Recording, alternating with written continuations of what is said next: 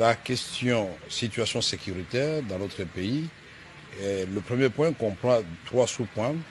Il y a le travail qui sera désormais fait conjointement entre l'EAC et la SADC.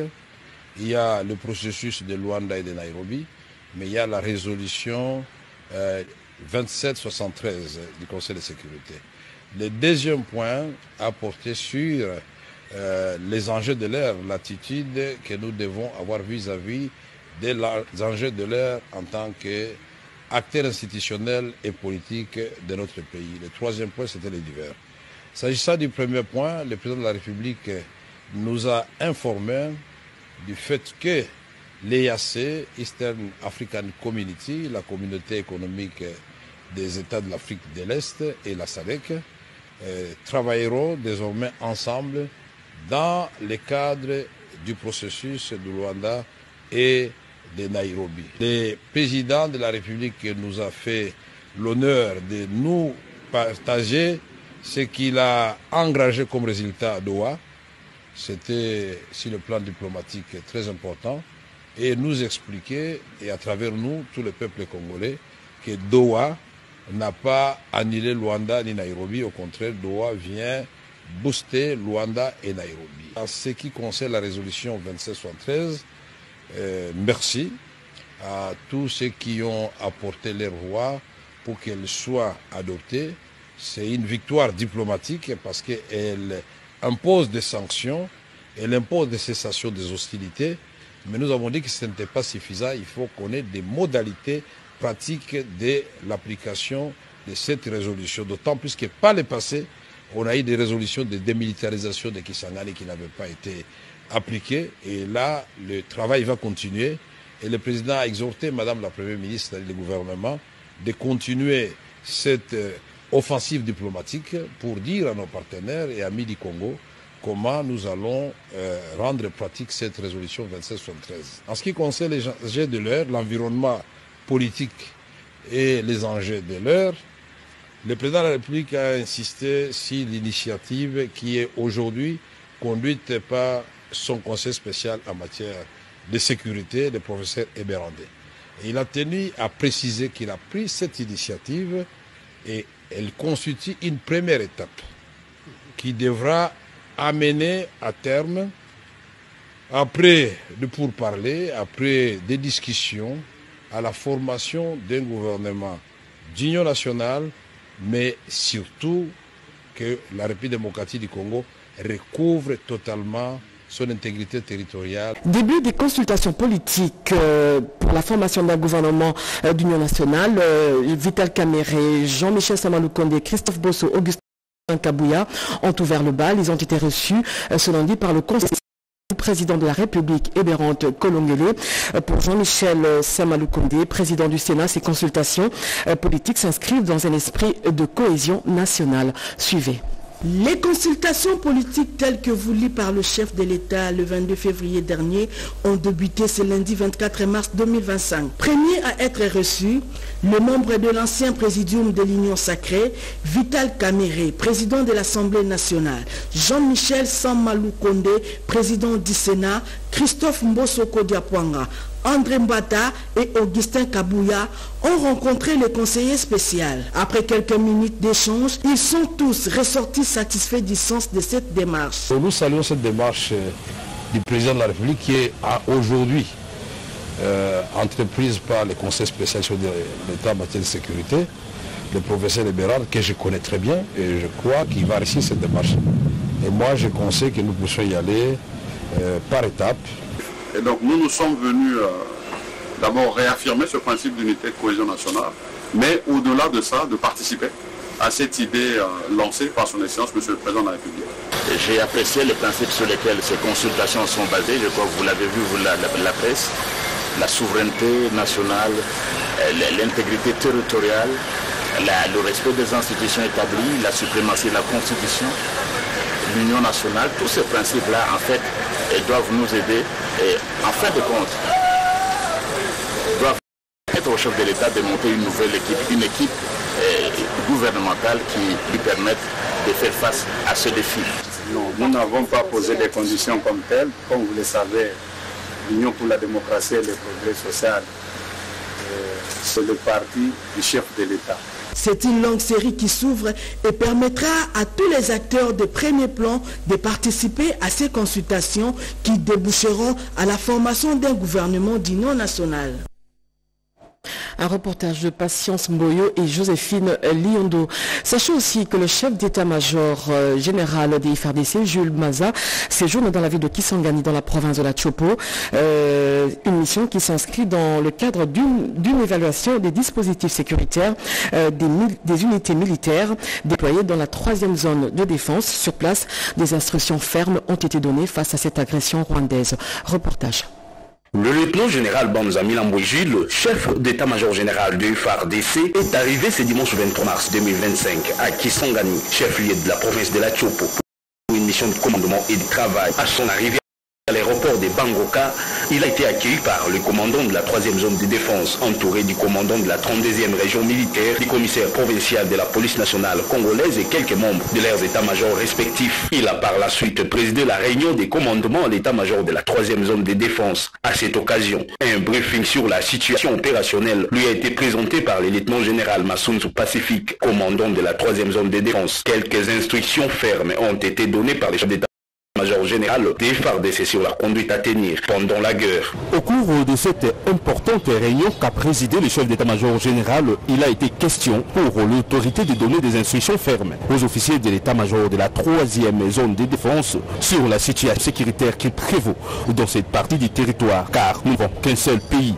Le lieutenant-général Banza Milambwe Gilles a interpellé les militaires de cette zone qui est partiellement occupée dans sa partie du nord et sud Kivu par l'armée rwandaise d'être unis et de faire de leur mieux à tous les niveaux pour en finir avec cette agression rwandaise. Il a appelé les officiers à beaucoup plus de responsabilités car le Rwanda ne peut pas décider de notre sort ou nous imposer sur notre propre sol avec son intention de nous occuper. Le chef d'état-major général a également rappelé la ferme détermination du commandant suprême de restaurer l'autorité de l'État. Dans la suite du chef d'état-major général, on a noté la présence du général Mouloumé, sous-chef d'état-major chargé des opérations.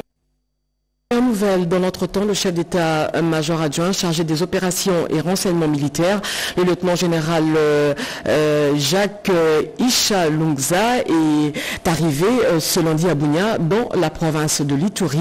Il était question pour lui d'évaluer, de faire une visite d'inspection des troupes, mais aussi une mission de commandement. C'est sous une pluie battante que la cortège à délégation de femmes de la maison militaire du chef de l'État a fait la ronde aux hôpitaux militaires pour s'imprégner de la situation de blessés de guerre et les conditions de leur prise en charge. D'abord à l'hôpital général de référence de la garde républicaine, au camp militaire colonel Tchachi. Elles ont sillonné les différentes salles où sont hébergés plusieurs cas de blessés pour des soins appropriés. Pour sa part, le médecin directeur, le colonel François Mbouyou, s'est dit satisfait pour la réception de vivres et non-vivres apportés par cette délégation. Une manière pour elle d'exprimer son soutien aux FARDC et en même temps à rassurer que toutes les conditions sont réunies pour une prise en charge adéquate voulue par le commandant suprême des forces armées, Félix Tshisekedi Tshilombo. Ce geste qu'elle vient de poser me rassure et prouve à suffisance qu'elles ont entendu l'appel du commandant suprême, son Excellence, Monsieur le Président de la République, Félix Antoine Tshisekedi Tshilombo, qui, lors de son adresse à la nation, avait demandé à tout le monde d'être derrière les FARDC. Son appel, loin d'être ignoré, a été entendu par toute la population en général et les mamans de la maison militaire en particulier, comme vient de le témoigner le geste qu'elle vient de poser en faveur des blessés de guerre. La ronde s'est clôturée au camp militaire colonel Kokolo, où elle a réitéré son soutien aux militaires victimes d'agressions rwandaises sur le sol congolais. Notons que ces gestes s'inscrivent dans le cadre de la célébration du mois de mars dédié à la femme. Voilà, vous avez compris qu'il s'agissait de la visite de réconfort des femmes de la maison civile du chef de l'État militaire blessé de guerre, des affrontements de guerre entre les FARDC et l'armée rwandaise. Et puis le rapport plutôt national de la RDC sur la situation des droits des hommes a été adopté à l'unanimité ce lundi au Conseil des Nations pour les droits de l'homme. La ministre plutôt Chantal Chambou Mwavita a conduit la délégation congolaise. Un reportage de Jean-Pierre Omena et Oscar Malkaïcha. Le rapport national de la République démocratique du Congo a été adopté à l'unanimité ce lundi 24 mars 2025 à Genève, en Suisse. Cela rentre dans le cadre de l'examen périodique universel. En dépit de la bonne volonté clairement exprimée par mon pays et mon gouvernement pour la mise en œuvre des recommandations acceptées, ces efforts se heurtent à des obstacles majeurs, notamment l'occupation militaire d'une partie de notre province par l'armée rwandaise et ses supplétifs du M23 et des Alliances Fleuve Congo. Ces agresseurs y commettent des crimes internationaux ainsi que des violations les plus graves du droit international humanitaire et soumettent les populations civiles aux souffrances. Le Rwanda soutient activement les groupes rebelles M23 qui opèrent dans l'est du pays, particulièrement dans la province du Nord Kivu et du Sud Kivu. Le Rwanda fournit des armes, du renseignement et des troupes au M23 et au AFC, ce qui alimente l'instabilité dans l'est du pays. Au sujet des recommandations formulées par ses pairs, la ministre des Droits humains, Chantal Chambou Mwavita, réagit. 284 recommandations ont été formulées à l'endroit de mon pays. Pour y donner suite, 235 recommandations ont été acceptées et 49 autres ont été notées. L'élaboration d'un plan de mise en œuvre des recommandations acceptées.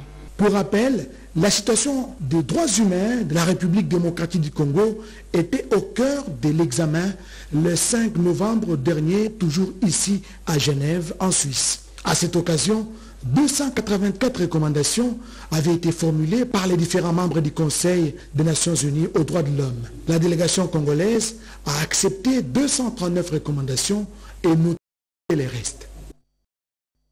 56e anniversaire de mort du héros national Joseph Kasavubu. Judith Soumouma rend hommage à cet héros politique au cours d'une cérémonie organisée en sa mémoire. Plusieurs personnalités ont pris part à ses activités, parmi lesquelles des sénateurs et députés Chimène Dondo et Pampomba. Pour rendre hommage à Joseph Kasavubu, la patronne de l'exécutif central a déposé devant son monument une gerbe de fleurs avant d'effleurer de ses doigts la table de travail en bois bien conservée et d'examiner les documents signés par celui qui a présidé à l'avenir de la RDC après l'indépendance. La chef du gouvernement, les valeurs de l'ancien président Joseph Kasavubu méritent d'être transmises à chaque Congolais et aux générations futures pour une appropriation de son histoire. C'est un honneur pour moi, première femme, première ministre, de pouvoir venir ici pour commémorer le décès du premier président de la République démocratique du Congo qui est Joseph Kasavubu. Il fait partie des pères de l'indépendance. Il a été quelqu'un d'une intégrité forte. On a pu le voir pendant son parcours à la présidence de la République. Et ce sont aujourd'hui des valeurs que nous voulons relever, que nous voulons partager avec l'ensemble de la population, en commençant par la population Congo, mais aussi avec l'ensemble du pays. Quand on parle d'unité nationale, il a pu démontrer ces valeurs-là, cette unité, cette cohésion. Et je pense qu'on devrait faire suivre l'exemple. Tous les Mécongos se sont ensuite retrouvés dans la cathédrale Notre-Dame du Congo pour une messe de suffrage dite en mémoire des 56 ans de la mort de Joseph Kasavubu. La notabilité Congo ensuite remercier la première ministre pour cette communion fraternelle qui est plus qu'une symbolique. Pour rappel, Joseph Kasavubu, né en 1917 à Dizi, près de Chela, dans l'actuel Congo central, est décédé le 24 mars 1969. Et pour améliorer et favoriser la gestion de la transition énergétique des ressources minières en République démocratique du Congo, surtout en période de guerre, l'initiative pour la transparence et stratégique va réaliser un atelier de réflexion sur les défis, opportunités et à l'attention c'était en présence du ministre du Plan, Peggy Mukunda et Guilain Kassou pour ce reportage. La République démocratique du Congo est confrontée à plusieurs défis qui menacent sa capacité à tirer profit de la transition croissante de minerais utiles à la transition énergétique. Elle est en fait un acteur clé de la chaîne de valeur mondiale des technologies d'énergie propre grâce à ses vastes ressources en minerais stratégiques, notamment le cobalt et le cuivre, indispensables à la fabrication de batteries et de véhicules électriques. Comment alors gérer et profiter de nos ressources pour assurer une transition énergétique inclusive et durable au profit de la RDC. Le comité exécutif de l'ITI-RDC vient d'intégrer dans son plan triennal l'organisation d'ateliers visant à sensibiliser les parties prenantes. Au cours d'un atelier de 2 jours à l'hôtel Béatrice, ces dernières seront édifiées sur les défis, les opportunités et les risques. On voit l'image de la République démocratique du Congo comme destination fiable des investissements étrangers dans les secteurs miniers et des hydrocarbures. Deuxièmement, renforcer les capacités de l'administration minière. Troisièmement, intensifier les recherches géologiques et minières. Et quatrièmement, développer une industrie minière compétitive. L'événement a été lancé sous la houlette du vice-premier ministre, ministre du Plan, aux côtés de ses 2 collègues de mines et de finances, des directeurs de l'INRJ, sans oublier le coordonnateur national de l'ITI. Tous ont donné leur voix avant les différents panels de cette activité. Le plus grand défi de la RDC dans cette transition énergétique reste l'actualisation et la cartographie minière. À cet atelier de l'ITIE, le service géologique national appelle l'exploration et la certification de réserves. Un reportage d'Edith Chala. À cet atelier de réflexion sur les opportunités, les risques et les défis de la transition énergétique pour la République démocratique du Congo, la question de la connaissance géologique du territoire national se pose avec acuité. Si l'on peut dire que le cobalt est en réserve suffisante en RDC pour influer sur les marchés mondiaux, c'est parce que les entreprises qui l'exploitent le disent, ou du moins l'exploration coloniale a laissé des cartes. Sont-elles à jour ces cartes? La réponse est non, et pourtant l'exploitation illégale a lieu dans l'est du pays. Sur des mines de coltan par le Rwanda, le lithium, le nickel dans le Tanganyika ne sont pas certifiés. C'est un exemple parmi tant d'autres. Le potentiel minier de la RDC est encore inexploré. Les recherches géologiques sont insuffisantes. Le travail est titanesque pour améliorer les connaissances géologiques de la RDC et certifier ses réserves. Le directeur général du service géologique national du Congo, Raoul Wazenga, parle justement du besoin en recherche géologique. Il est important pour nous de pouvoir intensifier la recherche géologique pour améliorer la connaissance géologique et aussi mettre en contribution dans différentes commodités pour cette transition énergétique. Toutes les provinces de la RDC sont potentiellement minières, il faut les explorer et certifier les réserves. C'est un gros investissement pour l'avenir du pays et sa sécurité. Et puis le ministre des Mines a présidé la cérémonie d'inauguration du nouveau bâtiment de la direction provinciale du cadastre minier de la province du Haut-Katanga. Cet événement majeur s'inscrit dans le cadre de la modernisation des infrastructures dans le secteur minier et témoigne de l'engagement du gouvernement congolais pour une gestion rigoureuse. Renette Koulonga. Ces nouveaux bâtiments incarnent la volonté du gouvernement de doter le secteur minier d'outils performants pour lutter contre la spéculation, la fraude et le lenteur administrative qui ont longtemps freiné son plein potentiel. À travers cette initiative, le ministre des Mines, Kizito Pakabomba, réaffirme son ambition de faire du secteur minier un véritable moteur de croissance, de développement et de prospérité partagé au bénéfice de toute la nation. Le ministre Kizito Pakabomba a souligné l'importance stratégique de cette nouvelle infrastructure qui constitue une avancée significative vers la modernisation et l'efficacité administrative du secteur minier. Il a rappelé que le cadastre minier est au cœur du dispositif de la gouvernance minière en RDC, garantissant ainsi une attribution équitable des titres miniers un suivi rigoureux des obligations des opérateurs et une gestion transparente des concessions. Sous l'impulsion du président de la République, Félix Antoine Tshisekedi, avec le soutien du gouvernement dirigé par la première ministre Judith Suminwa, cette modernisation des infrastructures minières s'inscrit dans une vision plus large de transformation du secteur. Le ministre Kizito Pakabomba poursuit ainsi ses efforts pour garantir une exploitation responsable et durable des ressources naturelles du pays.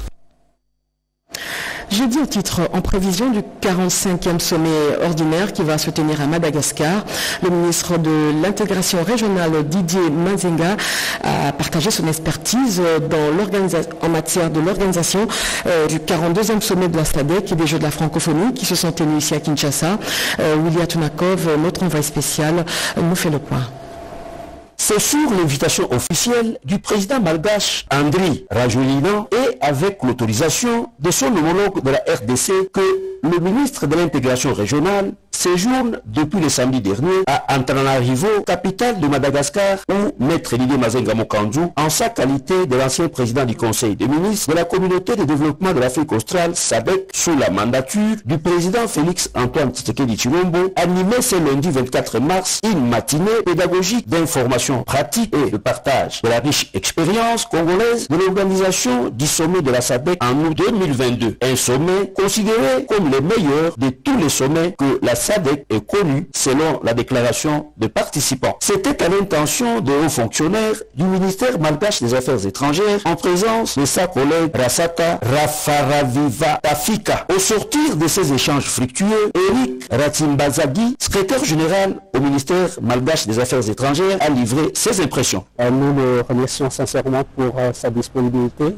sa venue à Madagascar, pour partager avec l'équipe du ministère des Affaires étrangères les expériences, les bonnes pratiques lors de l'organisation par la RDC du sommet de la SADC. Donc ça a été une séance de travail très instructive lors de laquelle nous a partagé toutes les ficelles en fait, de cette organisation du sommet de la SADC, partagé avec nous les expériences, les petits détails qu'il faudrait prendre en compte, la coordination avec les ministères sectoriels et puis le rôle surtout du secrétaire général en tant que président de la réunion des fonctionnaires et puis le rôle aussi au niveau du ministre des Affaires étrangères en tant que président du Conseil des ministres de la SADC. Au cours de ce sommet de Madagascar, le président zimbabwéen Emerson Mnangagwa, président en exercice de la SADC, passera le bâton de commandement à son homologue malgache Andry Rajoelina pour un mandat d'une année. Ce sera devant les délégations de 16 pays membres et contre cette grande organisation sous-régionale. Le service national a offert 600 bons pour soutenir l'éducation de base. Sa caravane a fait une pause à l'Institut scientifique et technique de Ngiri sous la supervision du lieutenant-général Jean-Pierre Kassomo-Kabouit, nous dit Cédric Inina. C'est sous une pluie fine que les bâtisseurs du service national ont débarqué ce lundi 24 mars 2025 à Ngiri. Entre leurs mains, des bons destinés à 2 écoles de cette commune, l'Institut technique social et l'Institut littéraire et technique de Ngiri. En tête de cette caravane, le lieutenant-général Jean-Pierre Kassomo-Kabouit, le commandant du service national qui, comme depuis le début de cette opération, a remis personnellement ses bons aux bénéficiaires. En première ligne, les élèves, ces derniers, ont exprimé leur gratitude. Très chers camarades élèves, applaudissons très chaleureusement Monsieur le commandant du service national, le lieutenant-général Jean-Pierre Kassomo-Kabouit. Monsieur le commandant du service national, lieutenant-général Jean-Pierre Kassomo-Kabouit, sous votre bénédiction, nous nous engageons de vous rassurer que les bons pupitres offerts à ces jours seront très bien sécurisés et garderont leur éclat jusqu'après plusieurs années d'utilisation. Même expression de reconnaissance exprimée cette fois-ci par le personnel enseignant. Ça fait 20 ans qu'il n'a pas de banc, que l'école n'a pas de banc. Nous sommes très contents du chef de l'État, son Excellence, Monsieur Félix Tshisekedi Tshilombo, pour nous avoir octroyé des bancs, nous avoir doté des bancs. Nous sommes très contents. Le directeur de l'Institut littéraire et technique de Ngiringiri a tenu à faire ce témoignage. Le président de la République soit le béni, que Dieu le soutienne dans tous ce qu'il est en train d'entreprendre. Grâce à ces dotations, le service national est en train d'écrire une nouvelle page de l'histoire de la République démocratique du Congo. Direction la ville de Kalemi, qui, vous savez, qui a connu plusieurs inondations, avec pour conséquence des infrastructures de base sont abîmées. À titre d'exemple, le boulevard Lumumba, qui nécessite d'être réhabilité. L'agence congolaise des grands travaux va recruter à ce sujet un bureau d'études internationales pour mener une étude sur le drainage de cette artère principale. Reportage Eric Kabamba, Robert Kalemba. Les boulevards Lumumba de Kalemi, qui continuent de faire face à deux menaces avec la montée des eaux du lac Tanganyika, ne devra pas disparaître. Pour sauver cette infrastructure importante du chef-lieu de la province du Tanganyika, l'agence congolaise de grands travaux va lancer un appel d'offres international afin de recruter un bureau d'études qui a de l'expérience dans ce type de situation. Liliane Makassa Malale, assistante à la direction générale en charge des marchés publics, explique les enjeux de cet appel d'offres. Il est prévu que l'on puisse rapidement procéder au recrutement d'un bureau d'études international qui va réaliser cette étude complète. La procédure va tenir compte de plusieurs paramètres. Premièrement, c'est l'urgence, parce que déjà nous sommes au mois de mars et les informations sur le terrain nous renseignent qu'il y a déjà les remontées d'eau qui sont constatées sur le boulevard. Donc on a besoin que la procédure soit mise en œuvre le plus rapidement possible pour que l'on puisse préserver déjà les ouvrages qui sont en place. Par rapport à la loi telle qu'elle est prévue, il y a des allègements qui sont prévus lorsqu'on a des circonstances exceptionnelles qui se présentent, et nous allons capitaliser ces allègements pour que nous puissions aller vite et recruter rapidement ce bureau d'études. Parmi les solutions envisageables, l'on note l'enrochement des zones côtières au moins de gros éléments stabilisés par un gabionnage, la construction des brises-lames, la replantation des végétations et tant d'autres encore. C'est donc à cette étude de déterminer la meilleure des options. L'identification numérique, l'inclusion digitale et la souveraineté technologique deviennent de plus en plus une réalité en République démocratique du Congo. Le gouvernement de la République, par le biais du ministère des Pétantiques, vient de valider un projet avec une firme singapourienne. L'objectif est de connecter tous les Congolais à une identification numérique. Nono Mansekou et Guilain Mukunga pour ce reportage.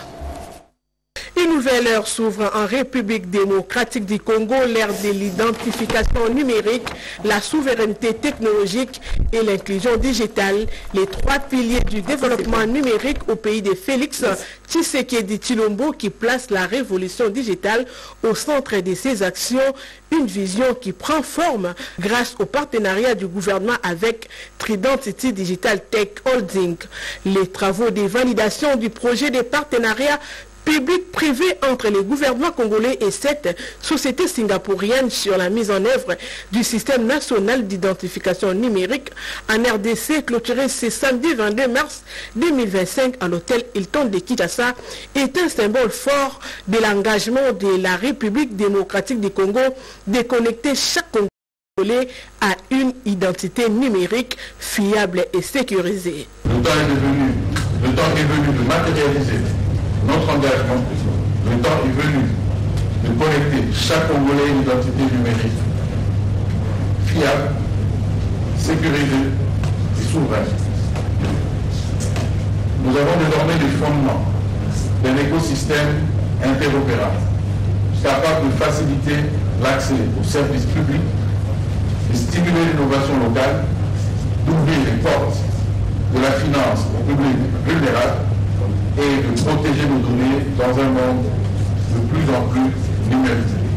Ces partenariats est consécutif au récent séjour des ministres des Postes, Télécommunications et du Numérique, Augustin Kibasa Maliba, au Singapour.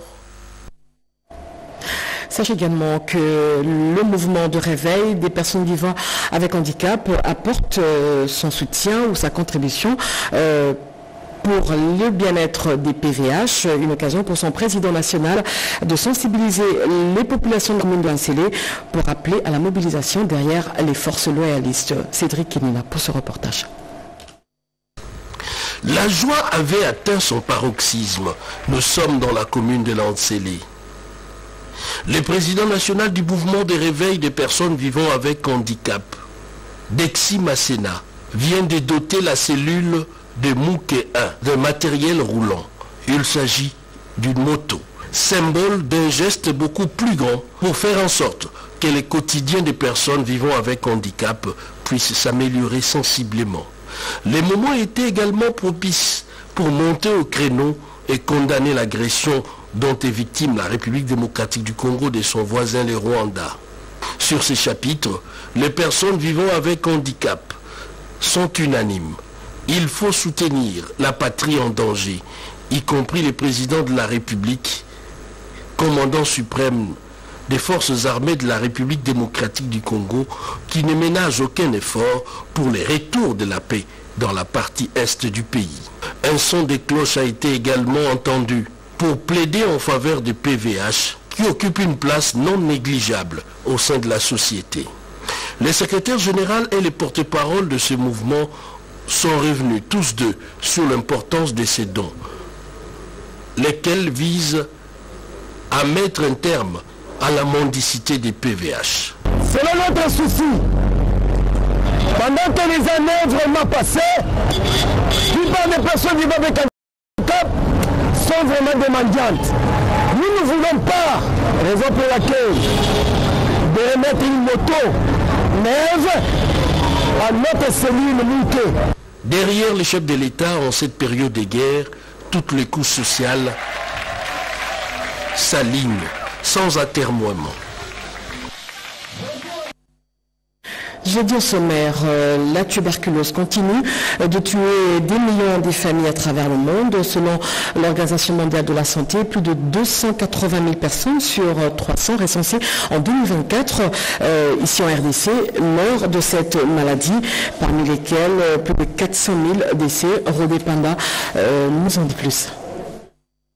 Toutes les couches engagées dans la lutte contre la tuberculose ont participé activement à cette célébration sur la journée mondiale de lutte contre la tuberculose organisée par le programme national de lutte contre la tuberculose en RDC. Le docteur Jean-Pierre Malemba Tchibouyi, directeur du programme de lutte contre la tuberculose, a remercié le président de la République, Félix Tshisekedi, pour son choix porté sur la poursuite de la politique garantir plus d'accès aux services de base en veillant à l'extension des programmes tels que ceux liés à la couverture santé universelle, voie par excellence pour éliminer la tuberculose d'ici à 2035. Les statistiques de 2024 affichent 282 556 cas de tuberculose et 4 226 décès. Guylaine Moubelwanga, membre des organisations de la société civile, a rappelé les engagements du gouvernement issus de la réunion de haut niveau tenue à New York. Oui, nous pouvons mettre fin à la tuberculose. S'engager, investir, agir, ce thème de l'année a été dévoilé par les représentants de l'OMS, le docteur Nicole Achimbi. Il a demandé l'implication de tous pour relever ces défis. Le secrétaire général à la santé publique et le secrétaire général à la prévoyance sociale représentant du ministre a reconnu les faiblesses enregistrées dans la lutte contre la tuberculose, faute de médicaments. Mais toutefois, le gouvernement ne cesse de consentir des efforts avec l'achat des équipements pour une prise en charge totale. Bien avant le début de la cérémonie, le club des Amis d'Amiens a agrémenté l'assistance avec la chanson Bokono Yapasi de Maxime Lunga. Et en marge du mois organisé pour la promotion des droits de la femme, une matinée d'échange a été organisée au chapiteau de l'Université de Kinshasa avec pour thème Femmes, paix et sécurité. Un reportage de Pati Tondwango et Jean-Pierre Moyoaye. Cette matinée d'échange à laquelle ont pris part les membres du corps scientifique, administratif et ouvrier, ainsi que les étudiants de l'Université de Kinshasa, avait pour objectif de promouvoir l'implication des femmes dans le processus de paix, sécurité et réconciliation, comme l'exige la résolution 1325 des Nations Unies. Organisé par le ministère du Genre, Famille et Enfants, plusieurs exposés étaient au rendez-vous ce lundi 24 mars 2025 dans les différents panels, notamment la position géostratégique de la République démocratique du Congo, source des conflits, développée par Nicole Boacha, l'une des panélistes. Au nom de la ministre du Genre, Famille et Enfants, Léonie Kandolo, Madame le directeur des cabinets a reconnu le rôle que joue la femme dans les questions de paix et sécurité. Il est donc impératif de reconnaître et de renforcer leur participation à tous les niveaux des processus de paix et de gouvernance sécuritaire. Pour une paix durable, il faut que la femme et la jeune fille soient autonomisées et impliquées dans la gestion des conflits. La guerre et l'instabilité entraînent des déplacements forcés et des pertes tragiques en vie humaine, mais les conséquences de ces conflits sur l'autonomisation de la femme congolaise sont dramatiques alors qu'elles revêtent un rôle essentiel dans la dynamique des résiliences de nos communautés. La femme, actrice de développement, a besoin de vivre librement, loin de toute forme de violence, pour mener à bien son rôle. L'agence congolaise de presse a tenu sa session ordinaire du conseil d'administration. Parmi les points débattus à l'ordre du jour, le saccage des 2 bureaux de l'agence congolaise de presse de la ville de Goma et Bukavu par le M23 et FC. Un reportage de Patricia Ungu et Papi Mbongo. Une journée très chargée à l'agence congolaise de presse ce lundi 24 mars 2025. Cette journée était marquée par le conseil d'administration au cours duquel plusieurs points ont été abordés, notamment la validation des mandats du nouvel administrateur récemment nommé, la bonne marche de l'ACP et aussi le rajeunissement du personnel de cette agence de presse évoqué à la dernière session. L'agence congolaise de presse de Goma et Bukavu ont été saccagées par les éléments de l'armée rwandaise. À ce sujet, le président du conseil d'administration, Ali Kalunga, a réagi. Alors, nos journalistes qui sont là-bas, nous devons trouver des solutions pour eux et ouvrir des bureaux provisoires en dehors de la province. Nous pensons notamment à Beni pour le bureau de Goma et à Uvira pour le bureau de Bukavu. Mais on attend qu'on arrive à ces points précis pour lever les options et parce que l'agence doit continuer. Pour le président du conseil d'administration, l'agence congolaise de presse doit retrouver sa place, celle d'informer le public en temps réel. Nous sommes sur la bonne voie. Presque tous les événements du pays, nous sommes présents en temps réel. L'ACP a été créée en 1960 et couvre l'actualité nationale et internationale avec des représentations dans les 26 provinces et dans quelques pays du monde.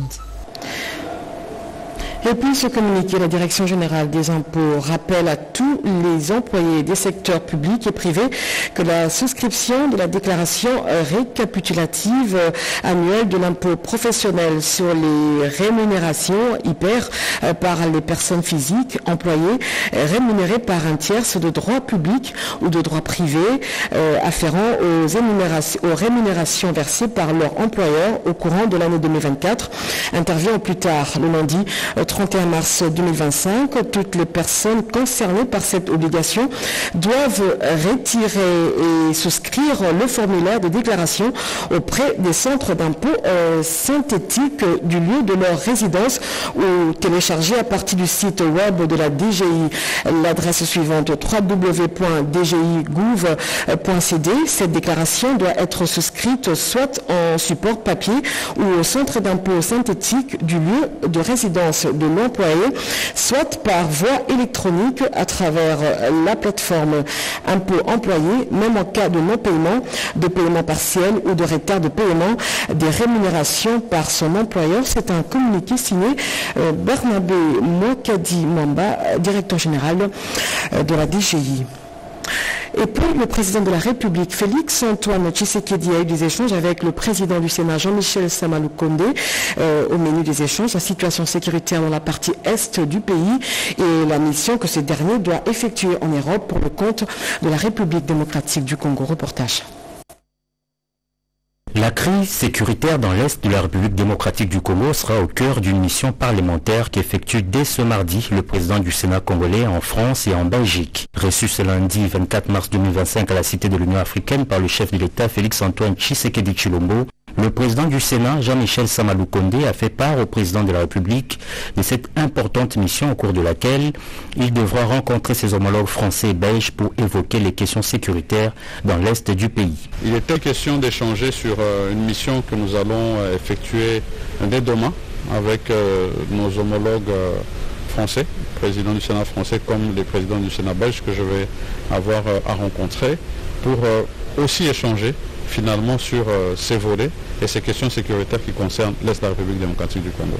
Comme d'habitude, en tant que président du Sénat, nous avons pris l'engagement en tant qu'institution de continuer sans désemparer à accompagner son Excellence Monsieur le Président de la République dans son action diplomatique, mais aussi avec le suivi parlementaire sur le travail que le gouvernement fait. D'après Jean-Michel Sama-Lukonde, ce sera également l'occasion de faire un suivi de la résolution 2773. Nous avons une résolution 2773 qui est venue des Nations Unies et qui demande l'accompagnement de tous les pays acteurs dans cette action pour pouvoir en fait arriver à ce que sur le terrain nous puissions voir les résultats finalement de cette action. Ce n'est pas qu'on ne les voit pas, c'est déjà en cours, nous les voyons, mais nous avons besoin de plus d'action en termes de respect des restrictions qui ont été données par rapport à ces sanctions qui ont été données.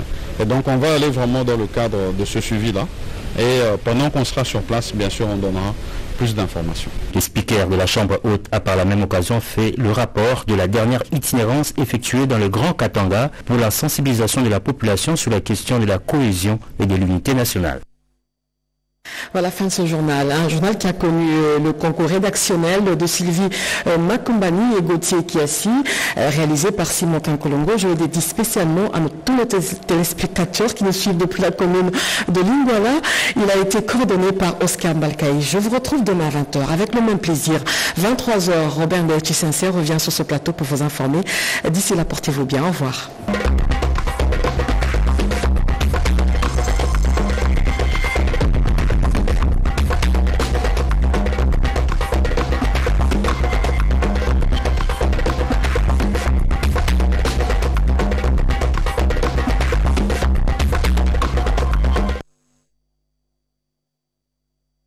Depuis plus de 3 décennies, la RDC, principalement dans sa partie est, est victime d'agressions armées, occasionnant des massacres et des violations graves des droits humains. Sa population subit des exactions récurrentes, telles que des viols, femmes et enfants enterrés vivants, hommes décapités, groupes ethniques détruits, villages et communautés entiers déportés, leurs terres occupées, ainsi que des millions de déplacés, causant une désarticulation identitaire. À ce jour, ces massacres au mode opératoire particulier ont coûté la vie à plus de 10 millions de Congolais, démontrant qu'il existe bel et bien un véritable génocide en RDC. Derrière ces atrocités se cachent des intérêts économiques à peine voilés, le pillage systématique de nos ressources naturelles et leur blanchiment. Face à ce silence complice, le peuple... Africa cool, et abena cool, Africa cool, abena cool, le quoi cool matopi. Enfin, toujours,